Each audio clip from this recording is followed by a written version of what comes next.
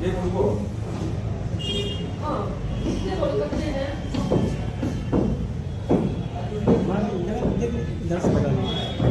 नहीं आता है, बस इतना आता है कि भगवान की दया।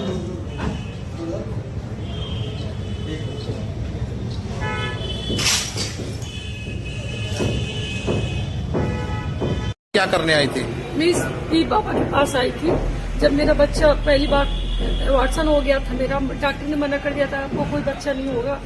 तो मैं यहाँ पढ़ाती थी, जोनिया में पढ़ाती थी। मेरे साथ एक मैडम थी हीना मैम, उन्होंने कहा था कि मैं फर्स्ट टाइम जब उस समय वहाँ थी तो ऐसा हुआ कि मतलब मैं आज तो धो चुकी थी, मैं बहुत रो रही थी। तो उन्होंने पूछा लंच में कि मैम क्या हुआ आपके साथ। उन्हें हुआ था ऐसी ऐसी बात है। बोली कि उस समय रमजान का महीना चल रहा था, तो बोली कि मेरे साथ आप यकीन हो अगर तो चलो।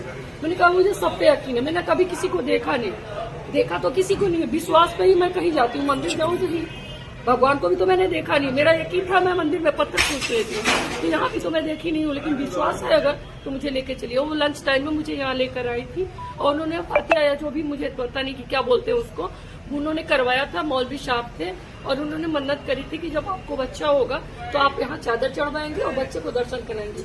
और मेरी ये गलती है कि मेरा बच्चा 12 बरस का हो गया, मैं नहीं आ पाई थी।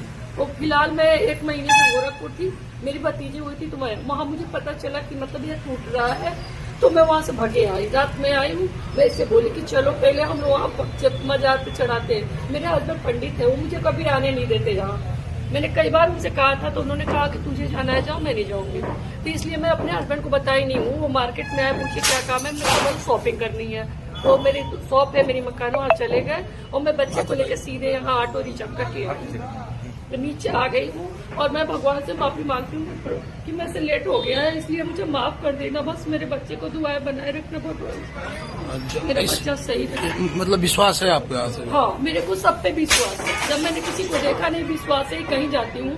मैं तो कालेश्वर महाकालेश्वर तक गई हूँ और मेरे पापा मतलब बीएसएफ में थे, तो कमांडेंट थे मेरे पापा। तो अभी आप क्या करने आई हैं यहाँ पे?